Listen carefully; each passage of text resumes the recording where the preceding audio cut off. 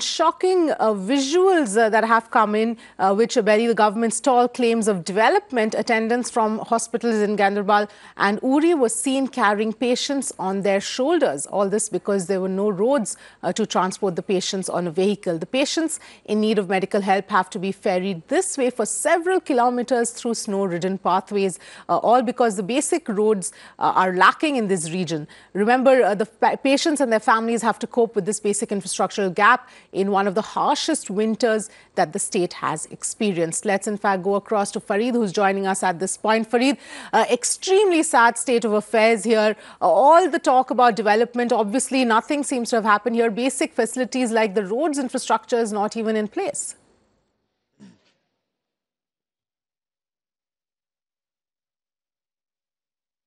Well, yes, this really has been our endeavor to ensure that we bring such stories from every nook and corner of the state of Jammu and Kashmir. And this is yet another shocker. Not one, but two instances. One from Ganderbal, where just from a village just 3 kilometers away from the district headquarters, attendants had to ferry a patient who was in dire need of medical help. He had to be ferried on their shoulders for several kilometers because they did not have a basic facility like a road right up to their village. So they had to take him on their shoulders.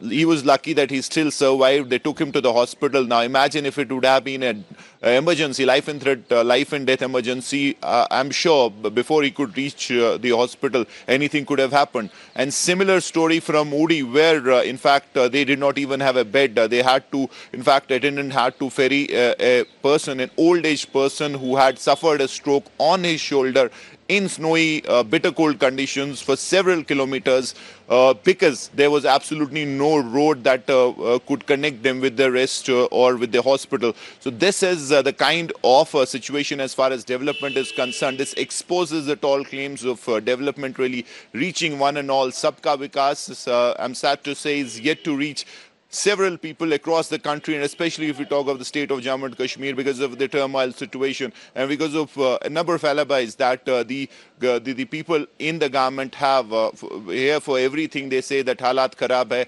situation is bad.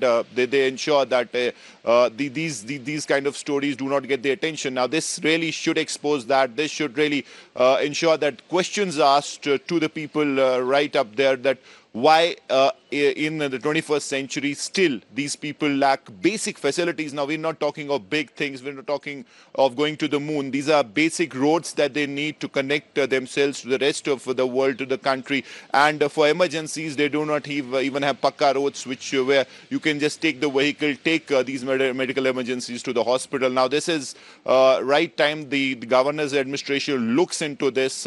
Hundreds of crores, so much of money flowing in from the center in the form of various schemes, zero accountability. Where does that money go? Does it reach the people for whom it is meant? That is something that the government of India should see, because if these two videos are there are hundreds of such examples across J&K where development is yet to reach.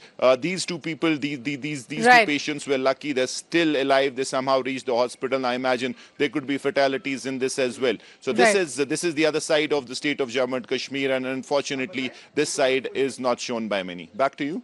Absolutely. Thanks, Ferried, for getting us all those details.